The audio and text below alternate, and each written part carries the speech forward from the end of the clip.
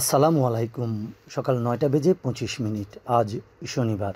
বাংলাদেশ বেতার কক্সবাজার স্থানীয় খবরে স্বাগত জানাচ্ছি আমি নীলোৎপল বড়ুয়া। উখিয়ায় রোহিঙ্গা অনুপ্রবেশ বন্ধ ও রোহিঙ্গাদের দ্রুত স্বদেশে প্রত্যাবাসন সহ ৭ দফা দাবিতে মানববন্ধন করেছে অধিকার বাস্তবায়ন কমিটি।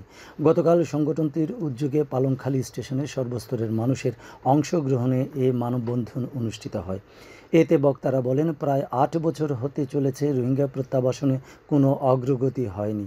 উখিয়া টেকনাফে আশ্রয় নেওয়া রোহিঙ্গাদের কারণে এলাকার আইনশৃঙ্খলা পরিস্থিতির দিন দিন অবনতি ঘটছে। রোহিঙ্গা ক্যাম্পে বিভিন্ন অপরাধ বৃদ্ধি পাচ্ছে। মানববন্ধনে বক্তারা অবিলম্বে রোহিঙ্গাদের স্বদেশে প্রত্যাবাসন, রোহিঙ্গা অনুপ্রবেশ বন্ধে সীমান্তে কঠোর পদক্ষেপ গ্রহণ, নতুন করে আসা রোহিঙ্গাদের মিয়ানমারে পুশব্যাক করা সহ সরকারের কাছে ৭ দফা দাবি জানান। টেকনাফে র্যাব ১৫ অভিযান চালিয়ে ১ লাখ পিস ইয়াবাসহ একজন মাদক কারবারিকে আটক করেছে। গতকাল র্যাবের মিডিয়া কর্মকর্তা, সিনিয়র সহকারী পরিচালক ও অতিরিক্ত পুলিশ সুপার মোহাম্মদ কামরুজ্জামান স্বাক্ষরিত এক প্রেস বিজ্ঞপ্তিতে জানানো হয়, সিপিসি ১ টেকনাফ ক্যাম্পের একটি আভিযানিক দল ২রা জানুয়ারি রাতে গোপন সংবাদের ভিত্তিতে উপজেলার সাবরাং ইউনিয়নের শাহপুরীর দ্বীপ পশ্চিমপাড়া মাঝিরঘাট এলাকায় অভিযান পরিচালনা করে। এ সময় র্যাবের উপস্থিতি টের পেয়ে একজন ব্যক্তি তেলের গ্যালেন ফেলে পালিয়ে যাবার সময় আভিযানিক দল তাকে আটক করে। পরবর্তীতে তেলের গ্যালেন থেকে ১ লাখ পিস ইয়াবা উদ্ধার করা হয়।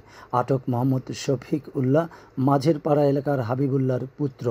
তার বিরুদ্ধে সংশ্লিষ্ট ধারায় মামলা রুজু করে টেকনাফ মডেল থানায় হস্তান্তর করা হয়েছে। কুতুবদিয়ায় আবাম ফাউন্ডেশন বাংলাদেশ নামে একটি বেসরকারি সংস্থার উদ্যোগে এতিম ও অসহায় মানুষের মাঝে শীত বস্ত্র ও সহায়তা প্রদান করা হয়েছে। গতকাল উপজেলা ধুরুং, কৈয়ারবিল সহ বিভিন্ন ইউনিয়নে এসব শীত বস্ত্র ও সহায়তা প্রদান করা হয়। দিনব্যাপী এ আয়োজনে ধুরুঙে পুড়ে যাওয়া ৭টি পরিবারকে ১৪ বান টিন ও শীত বস্ত্র, একজন বৃদ্ধকে নতুন রিকশা উপহার, কৈয়ারবিল ৩ নম্বর ওয়ার্ড কেরানি জামে মসজিদে টিউবওয়েল স্থাপন সহ বিভিন্ন সহায়তা প্রদান করা হয়। এছাড়া 10টি এতিমখানায় ৫ শতাধিক এতিমের জন্য দুপুরের খাবার বিতরণ করা হয়। এ সময় সংস্থাটির কর্মকর্তা ও সদস্যসহ সংশ্লিষ্টরা উপস্থিত ছিলেন। মহেশখালীতে কালার মারছড়া ইউনুসখালী উন্নয়ন যাত্রা সামাজিক কল্যাণ সংগঠনের উদ্যোগে ব্যাডমিন্টন টুর্নামেন্টের ফাইনাল খেলা অনুষ্ঠিত হয়। গতকাল উপজেলার মাঝপাড়া মাঠে এ খেলা অনুষ্ঠিত হয়।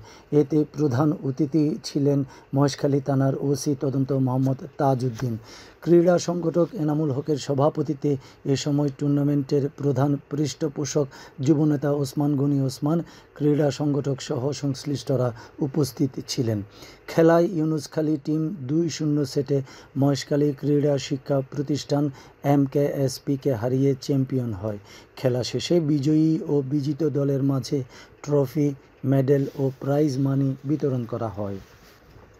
টেকনাফ পৌরসভা সিলভার কাপ ফুটবল টুর্নামেন্টের ফাইনাল খেলা গতকাল পৌরসভার মডেল পাইলট উচ্চ বিদ্যালয় মাঠে অনুষ্ঠিত হয়েছে।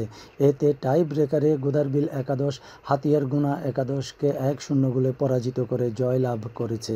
খেলা শেষে উপজেলা সহকারী কমিশনার ভূমি আরিফুল্লাহ নিজামী প্রধান অতিথি হিসাবে বিজয়ীদের মাঝে পুরস্কার বিতরণ করেন।